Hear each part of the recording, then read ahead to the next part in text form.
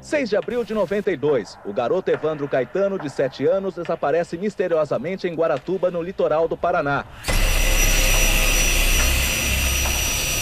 A polícia do Paraná começou a investigar hoje a possível ligação entre o desaparecimento de crianças e a morte do garoto Evandro, de 6 anos.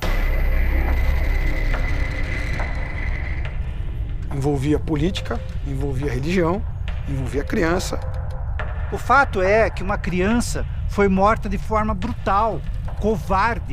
Uma coisa que é revoltante e que para nós será ponto de honra buscarmos todas as pessoas que estejam envolvidas e trancafiá-los na cadeia. Quem faz essas pessoas desaparecerem? Como no estalar de dedos uma pessoa desaparece? Que tinha visões de espíritos andando no forro. Foi o maior juiz da história do país em termos de duração.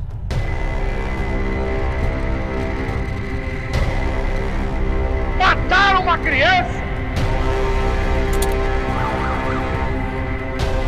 Tem que esbagaçar que nem eles fizeram com aquela criança!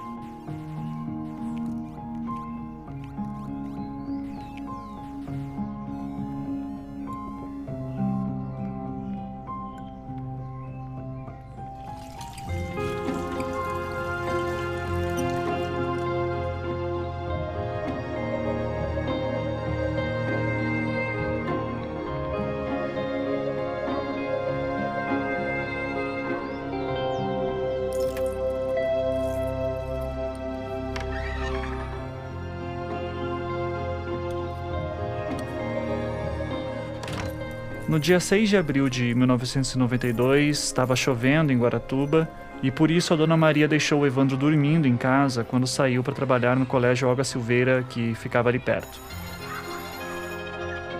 Daí o garoto acordou, tomou café da manhã, saiu de casa e foi se encontrar com a mãe ali no colégio.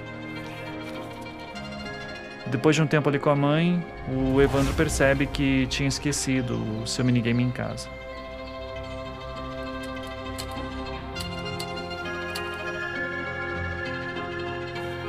Então ele diz pra mãe: eu vou buscar meu minigame e já volto.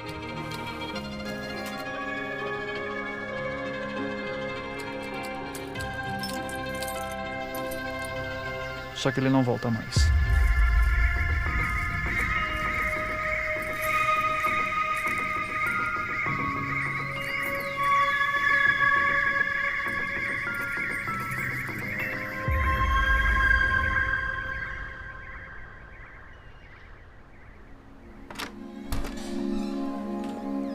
A Dona Maria chega em casa pro almoço, nota que o Evandro nem foi para casa.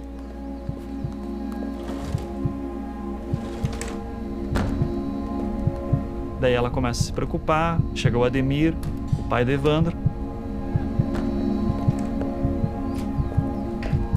e começam as buscas já naquele mesmo dia.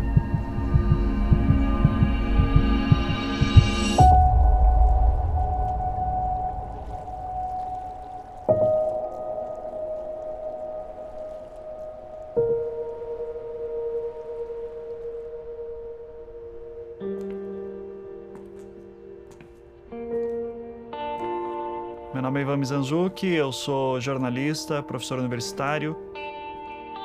Me interessei pela primeira vez no caso Evandro, provavelmente já quando eu tinha a idade do Evandro. Eu nasci em 83, então ali para 91, 92 eu vivi o surto de crianças desaparecidas no Brasil. E eu lembro, assim, do medo que eu tinha de ser sequestrado ou raptado, enfim. A partir de 2011 eu comecei a produzir podcasts. Eu disse, tá aí, eu acho que um dia eu vou investigar essa história direito e ver o que aconteceu. E eu queria que fosse contada a história do caso.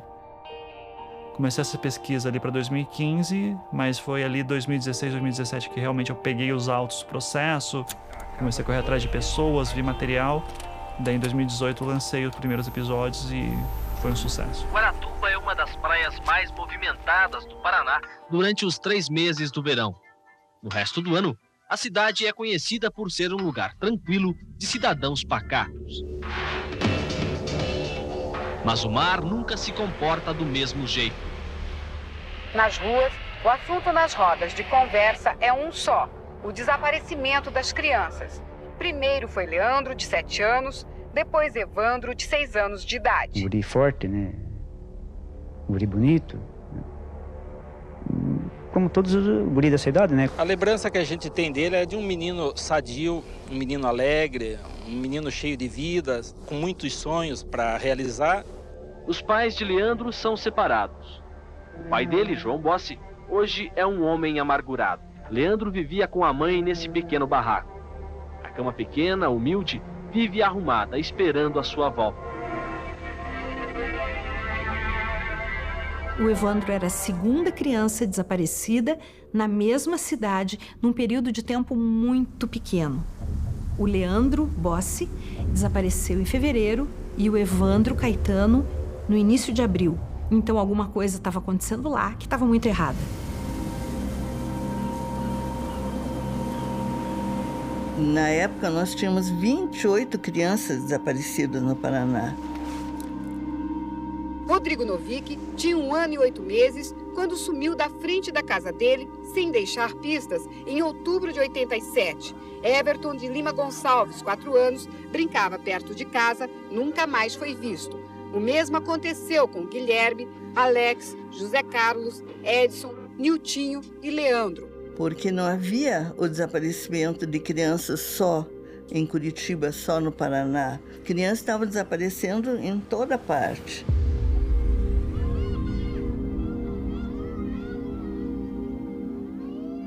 Trocamos correspondência, estamos em contato, estamos aguardando. Nós tivemos um número atípico de desaparecimento de crianças, não é? Alguns de muita repercussão, como o caso do Guilherme Tiburcio.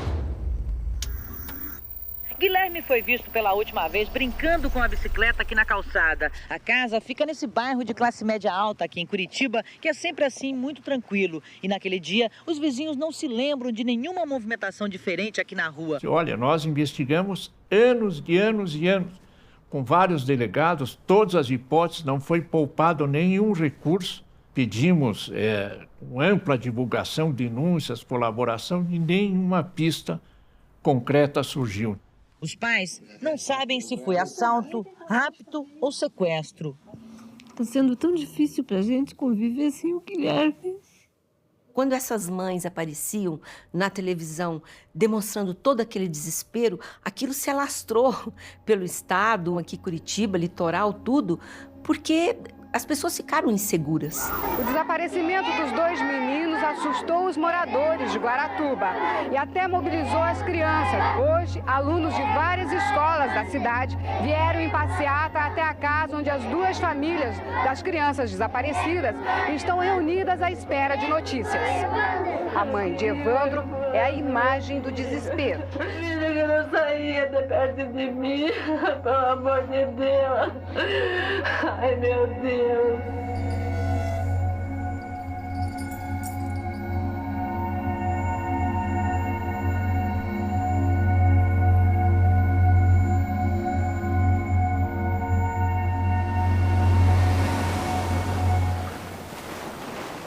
Pelo relato tranquilo que é feito pelos acusados, inclusive em imagens filmadas. Em relação ao desaparecimento de crianças, eu tenho a convicção de que essas crianças, elas eram também sacrificadas e havia políticos envolvidos. crianças loirinhas, crianças de olhos claros, que, segundo a versão da época, eram crianças preferidas para os rituais. Quanto maior o pedido, mais pura, digamos assim, nesse aspecto de ser uma criança perfeita.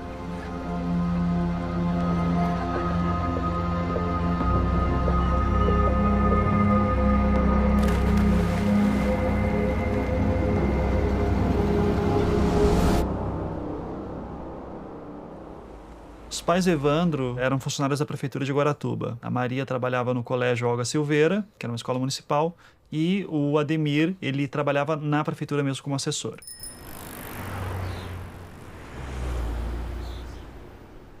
Um dos assessores, o Paulo Brasil, assessor de imprensa da prefeitura, dá então uma sugestão ao Aldo Abage, o prefeito, que seja acionado o Grupo Tigre. Tático integrado Grupos de Repressão Especial. Poderá, quiçá, ser motivo. Este grupo, ele foi idealizado como um grupo de assalto. A rigor, ele não é um grupo de investigação policial. Pode, eventualmente, o Grupo Tigre trabalhar numa investigação por uma determinação do delegado-geral da Polícia Civil, mas também em caráter especial. Era um grupo especializado da Polícia Civil. Nós conseguimos acabar com os sequestros no estado do Paraná, na nossa gestão, chegando a 0. O Grupo Tigre já teria ajudado o Aldo Abage numa outra ocasião em que ele estaria recebendo ameaças de morte, coisa assim. Então, eles fazem um pedido para o delegado-geral. O Grupo Tigre chega naquela terça-feira à noite, né? Já chega na cidade e já vai falar tanto com o prefeito quanto com também a família Caetano sobre o desaparecimento do Evandro.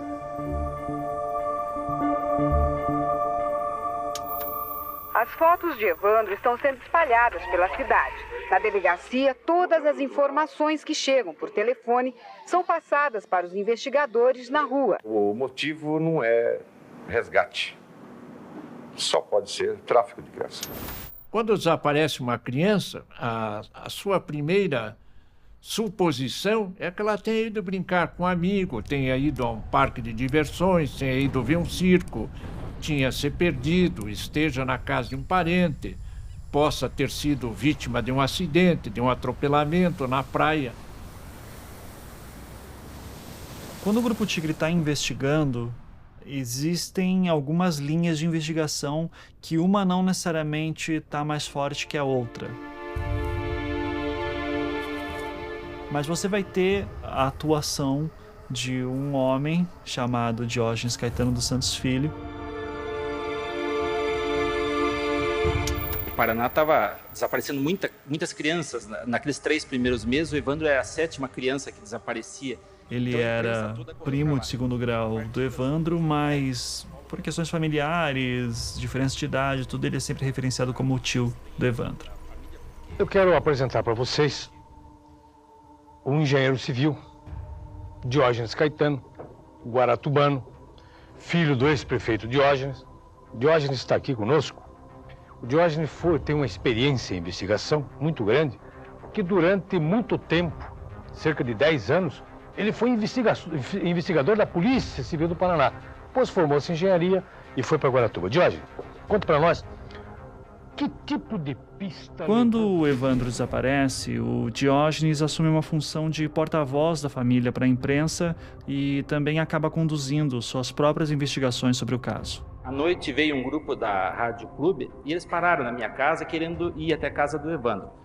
Eram umas 10 da noite, aí eu levei eles até lá. Assim que eles entraram para fazer a matéria, veio um carro rápido, chegou ali em disparada e o Paulo Brasil com mais umas pessoas desceram e agarraram os repórteres lá dentro e quiseram tirá-los de lá. A gente não entendeu muito bem por que o Paulo Brasil estava tentando dar um direcionamento para cobertura, porque era uma criança de uma família que estava querendo ajuda para achar o seu filho. A justificativa dele foi que ele estava fazendo aquilo sob ordem do Grupo Tigre e da Polícia Civil. Mas o Grupo Tigre tinha chegado às 9 da noite na casa dele, segundo ele, 9, 10 horas. E ele, às 2 da tarde, o Paulo Brasil já estava impedindo a imprensa. Então eles estavam abafando.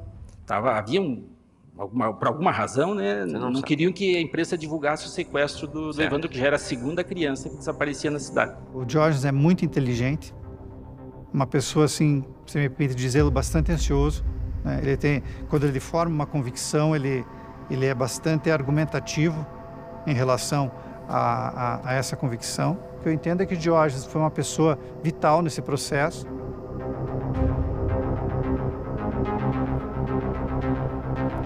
Aí eu fui até a casa do prefeito para saber o porquê dele estar fazendo aquilo.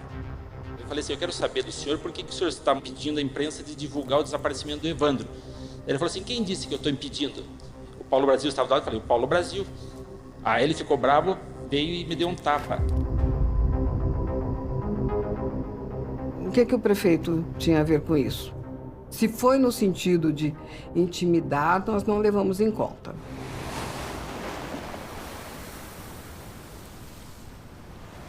Sem sucesso na descoberta da criança, nós encaminhamos outros policiais civis para buscar o paradeiro dessa criança.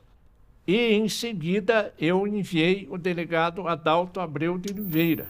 Eu chefiava o Grupo Tigre da Polícia Civil. Que era um delegado muito inteligente, de ótima formação, juntamente com a delegada Leila Bertolini. Bom, nós fomos para investigar um desaparecimento ou, quem sabe, um sequestro. E eles foram investigar o caso. E eles iam e vinham, né? Eles não ficavam em Guaratuba direto. A dinâmica era mais ou menos a seguinte: os policiais ficavam a maior parte do tempo em Guaratuba, de delegado a Leila era que ficava mais e o Adalto ia de vez em quando. Até que daí no dia 11 de abril, sábado, pela manhã,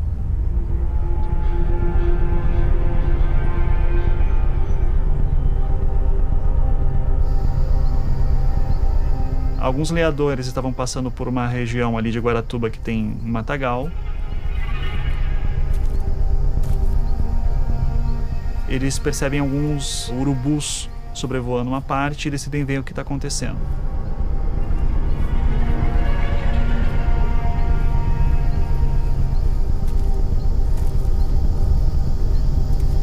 Chegando lá, eles encontram o corpo de uma criança.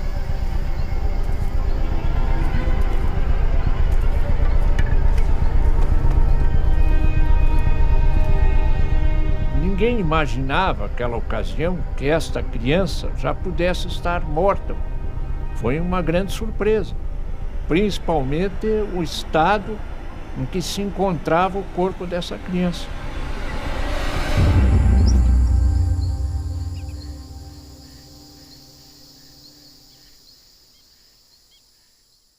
Então, a última hipótese, a mais desesperadora, é você saber que uma criança tenha sido assassinada numa cidade pequena, pacífica, como Guaratuba, não é? O menino Evandro Caetano desapareceu em Guaratuba no dia 6 de abril. Depois de 5 dias, o corpo dele foi encontrado num matagal todo mutilado. Segundo os médicos, havia marcas de violência no pescoço e no tórax que podem ter sido provocadas. O que causa espanto é terem retirado todos os órgãos do interior dele. Evandro estava com o ventre aberto e os cabelos raspados. Sem as mãos, com os dedos dos pés cerrados. Segundo os familiares que aí falaram do garoto Evandro Ramos Caetano. Estava ali uma roupa dele, a chave da casa. A autópsia foi prejudicada porque o corpo estava em estado de decomposição. Tinham arrancado a pele do pescoço para cima. Era uma cena realmente que ninguém queria ver. O estado está muito... O corpo já está bastante... né? Eu, na ocasião, tinha 20 anos como delegado de polícia e já tinha visto muitas cenas de crime, nunca vi um corpo num estado tão horripilante. Mas até agora o que se pode afirmar é que o garoto não foi morto no mesmo local onde o corpo foi encontrado. Eu entrei no caso no sábado, 11 de abril, no dia que o corpo da criança foi encontrado. No dia seguinte, escrevi um relatório. Os olhos foram mesmo retirados ou houve apenas a decomposição? Pode ter sido morte para roubar os órgãos? Há indícios de que o menino tenha sido violentado? Ou vítima de um ritual macabro? E quando meu chefe teve acesso a isso, ele mandou me chamar e perguntou muito impressionado. Você está com algum problema? O que você tem? Eu falei, por quê? Porque isso que você escreveu aqui, você está dando a entender que essa criança pode ter sido vítima do ritual de magia negra? Eu disse sim, porque se foi retirado o coração da criança, se foi retirado sangue, isso é uma das possibilidades.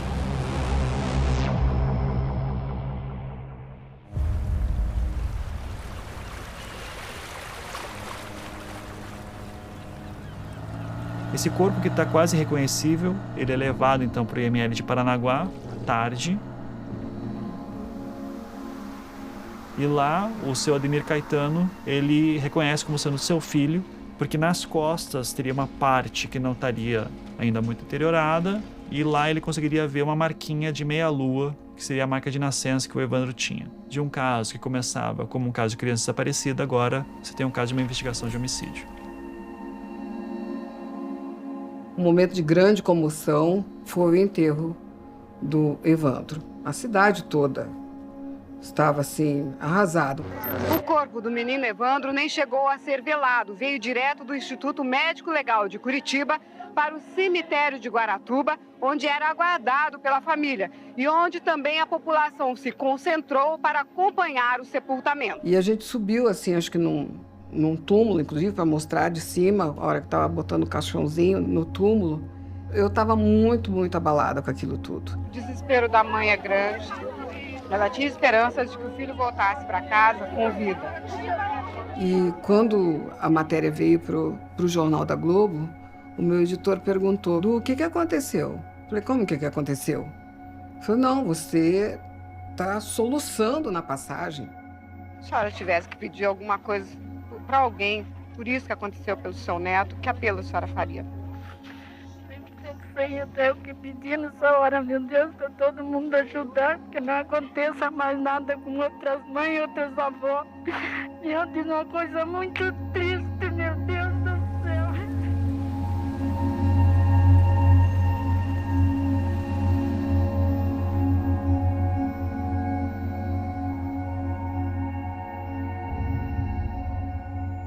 No dia 14 de abril, quando o corpo vai ser enterrado, você tem uma série de ações pela cidade que está em comoção por conta disso.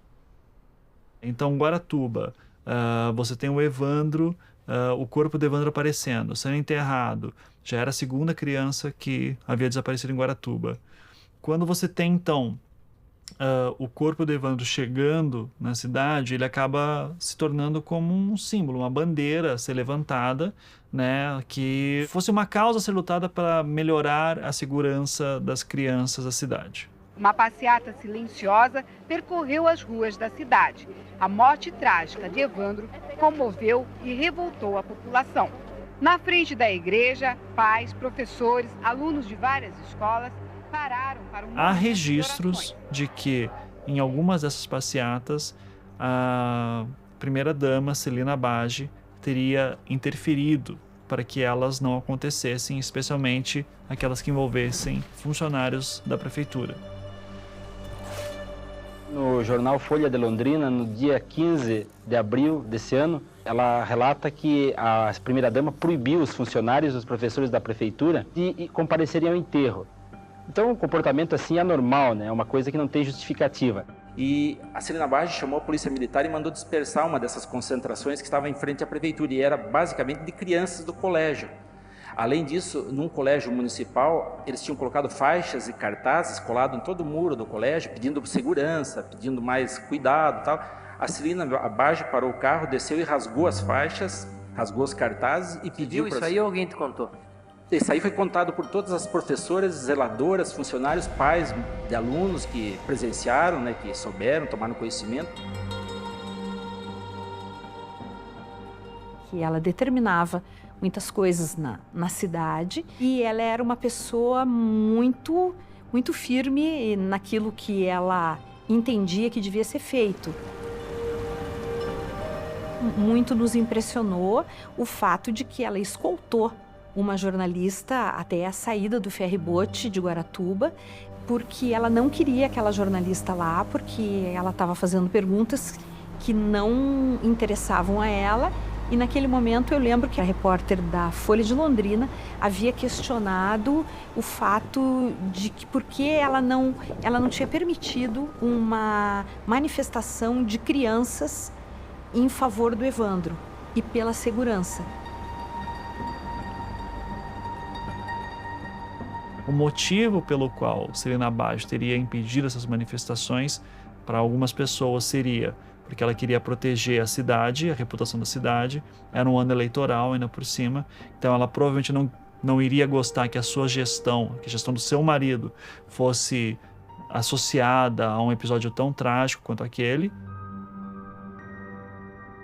E que esse caso causou um clamor popular muito grande, em função do estado em que o menino Evandro Caetano foi encontrado, e havia uma pressão da sociedade pela solução desse caso sobre o governo do estado, inclusive. Todos nós, não só os familiares, né, a população, de modo geral, investigava. Todo mundo procurava descobrir, né, ter uma resposta. E tudo que nós tínhamos, nós passávamos para o doutor Adalto e a doutora Leila, que era quem chefiava o Grupo Tigre da Polícia Civil. Juridicamente, era o órgão habilitado para realizar essa investigação. Porque a gente divide, né, a polícia no Brasil em duas espécies. Polícia ostensiva, que é a polícia militar, e eles têm uma função, muitas vezes, preventiva. A polícia judiciária é realizada pela Polícia Civil. Nesse grupo existiam policiais de competência, sim, inquestionável. Todos os casos que o Tigre investigou tiveram solução. Então nós acreditávamos e teríamos uma solução para esse caso da melhor forma. O doutor Adalto afirmava que o seu principal suspeito era um homem chamado Euclídio, né? Que o pessoal chamava de Euclides também, mas o apelido dele era Barba. O Euclídio, ele morava próximo ao local onde esse corpo foi achado. Porque, de acordo com o depoimento do Euclídio, ele teria visto um Opala preto passar ali na região alguns dias antes do corpo ter sido encontrado. E ele nos revelou que, na noite anterior à achada desse cadáver, caçadores com cachorros estiveram no local. O Euclídio, ele dava vários nomes de pessoas e dava várias informações sobre pessoas que levantavam suspeitas sobre essas outras pessoas que ele citava. E isso fazia com que o Grupo Tigre chegasse até essas outras pessoas, entrevistasse elas, interrogasse elas, entendesse o que estava acontecendo, apurasse algumas informações e daí chamava o Euclídio para um novo depoimento, e o Euclídio dava um novo depoimento. Nossos policiais sempre tinham desinformações com outras pessoas. Nós investigávamos dezenas e dezenas de pessoas, mas para ele próprio não tinha um álibi. Existe um relato de que o Euclídio teria ido pedir ajuda para o Diógenes, porque o Grupo Tigre estaria indo muito para a casa dele, como se o Grupo Tigre estivesse querendo armar para o Euclídio. Por ele morar perto, o Grupo Tigre da Polícia Civil fez muita pressão para tentar fazer ele assumir o crime, porque achavam que por morar perto podia ter sido ele. Que após essa pressão do Grupo Tigre em cima do Euclídio, o Diógenes teria daí chamado o Euclídio para morar nos fundos da sua casa, teria um espaço para o Euclídio morar lá com o seu filho e sua esposa, e daí depois de um tempo o Diógenes teria dado uma grana para o Euclídio e mais alguns engradados de cerveja para que ele pudesse abrir um barzinho por conta própria. O Diógenes sempre alegou que ajudava o Euclídio porque era um homem muito pobre, que precisava de ajuda e que o Grupo Tigre estaria tentando fazer com que o Euclídio assumisse esse crime. Mas para o Diógenes, isso não passava de uma cortina de fumaça. Em primeiro lugar, eu gostaria de dizer o seguinte: nós da família que perdemos o Evandro, uma criança sadia, cheia de vida, uma criança alegre, nós, dessa maneira como ele morreu, que todo mundo sabe, a gente não quer, a única coisa que nós não queremos é que o culpado fique fora e que inocentes fiquem presos lá na cadeia.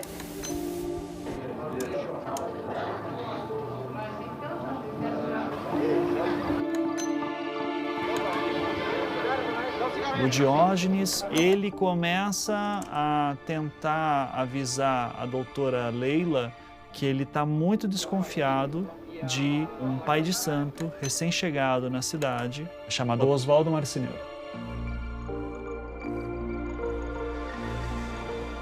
No ano 92, foi colocado uma feira de artesanato na frente do meu imóvel e o Oswaldo Marceneiro jogava búzios, montou uma barraca nessa feira e no dia a dia nós estávamos se cruzando porque era em frente à minha casa, meu imóvel. As pessoas são muito influenciadas por aquilo que ouvem dizer e não por aquilo que está no processo. Esse processo, se fosse qualquer outro país sério... Oswaldo era muito veloz no raciocínio, uma pessoa inteligente, articulada, muito bem articulada. Por isso o sucesso que ele fazia na cidade. Eles praticavam umbanda, eles começam a jogar búzios ali na praça, numa época de verão, e, evidentemente, Guaratuba, uma cidade pequena, atrai várias pessoas. E, dentre essas pessoas, vão atrair uma das filhas do seu Aldo e da dona Celina, que é a Beatriz, e que começou a ver aquele jogo de búzios e começou a frequentar.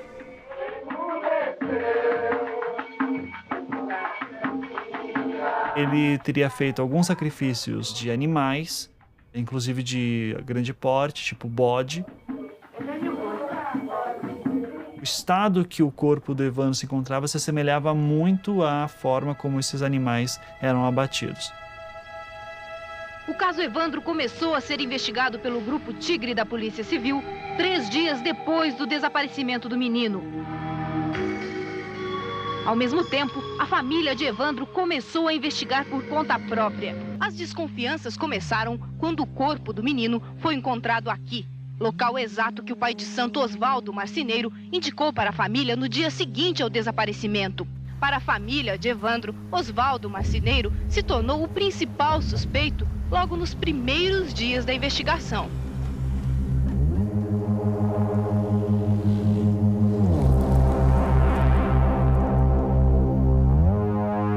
Segundo foi relatado para mim pelo casal de tios que acompanhou eles disseram que eles tinham poderes, né? O Oswaldo tinha poderes espirituais. Se ele passasse próximo de onde o Evandro estava, ele ia receber uma vibração do além, né? Indicando que ele estava por ali.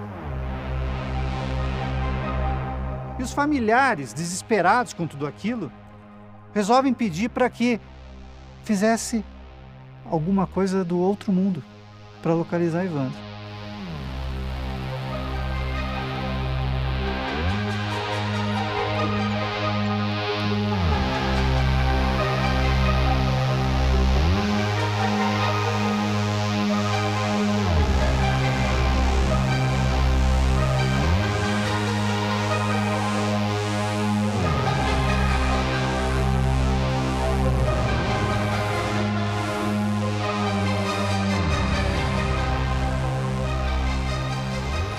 Mas o fato é que incorpora uma entidade e diz que deveriam ser feitas oferendas em 7 jardins ou locais na cidade para Cosme e Damião.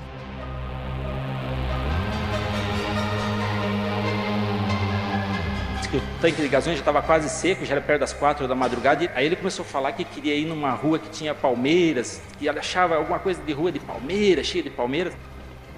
Ele simulou uma incorporação dizendo que estava sentindo a presença do Evandro naquela região, né? Foram até o final da rua, uma rua deserta, escura, assim, nenhuma habitação por perto. E o Mário Pixius desceu do carro, o Oswaldo e o Davi.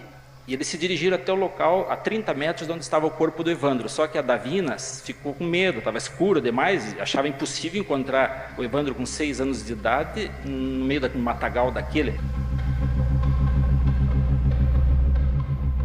Por que que você tem esse pai de santo incorporado levando a tia do menino justamente para o local onde o corpo foi encontrado depois? O Diógenes sempre disse que não acredita em poderes mediúnicos. Então, ele, como investigador, naquele momento chamou a atenção e o Oswaldo se tornou o seu suspeito principal. O Oswaldo profetizou uma tragédia na cidade. Ele já durante toda a temporada, finalzinho da temporada, ele começou a abordar as pessoas, mesmo as pessoas que não procuravam ele para jogar búzios. Ele dizia para ela, pessoas estranhas a ele até, que ia acontecer uma tragédia na cidade, que ia apavorar todo mundo, deixaria a cidade de perna pro ar. Comecei a tomar conhecimento, porque foi para muitas pessoas, né, esse boato circulou pela cidade toda, no mês de março, que iria haver uma tragédia. Esse boato chegou até mim no mês de março. De 92. De 92. E assim que ele chegou em Guaratuba, ele colocou 3 faixas. Quem? O Oswaldo Marceneiro. 3, quando eu me refiro mais seria a ele, mas ele tinha os auxiliares dele. Ele colocou 3 faixas anunciando os trabalhos dele, o jogo de búzios e o preço, 5.000 cruzeiros por consulta. Depois que ele previu a tragédia e depois que ele levou no local onde o corpo foi encontrado, ele subiu, naqueles dias, assim que o corpo foi encontrado, ele subiu, ele tirou as 3 faixas e colocou 3 faixas cobrando 25.000 cruzeiros por consulta. Quanto tempo depois? 5 a 10 dias depois do Evandro ter sido encontrado.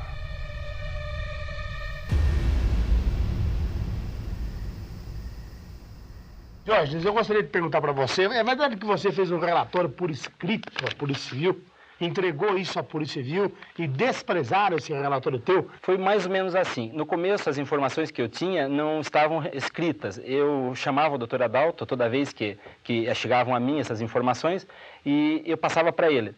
E ele não deu muita importância, ou fingia que dava grande importância. Na realidade, ele nem teve em Guaratuba, ele teve poucas vezes. A esposa dele teve um pouco mais do que ele, a doutora Leila, mas quem ficou lá mesmo foi o pessoal. Para se tomar providências nessa linha de investigação sobre magia negra, especialmente sobre o Oswaldo Marceneiro, a doutora Leila instituiu que pelo menos um dos seus agentes, né, se aproximasse do Oswaldo Marceneiro, visse alguns trabalhos que estavam sendo feitos lá dentro e tentasse levantar alguma possibilidade sobre o que poderia estar direcionando a trabalhos com um sacrifício humano. A única coisa que foi aventada na época seria que o Oswaldo Marceneiro teria um centro espírita, né, e que teria, de repente, um envolvimento com a Beatriz Abage. Com base nisso, eu determinei aos agentes que se infiltrassem junto ao Oswaldo Marceneiro para tentar colher alguma informação. O que foi colhido? O que foi apurado? Doutor, nada? Nada. Nada. Nada. Que eu me recorde, assim, nada. Está se passando semanas e até meses e o Diógenes está sentindo que as investigações do Grupo Tigre não estão indo para lugar nenhum. Sobre o Grupo Tigre, eu tenho a impressão que eles deram uma baita de uma pisada na bola, talvez por se superestimarem, né, o seu próprio valor, acabaram ingenuamente caindo numa armadilha e durante 45 dias não descobriram nada.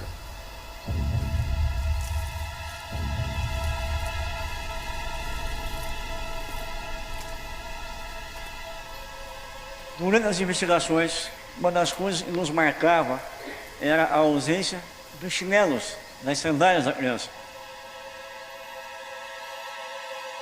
Não vou dizer como num passe de mágica, uma expressão vulgar, mas depois das nossas indagações, das nossas conversas,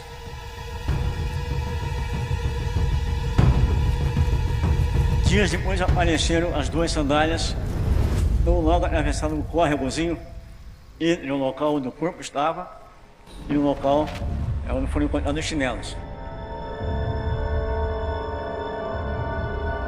E o que nos surpreendeu mais, os chinelos estavam limpos, como se não tivesse poeira ou mancha de barro ou outra coisa.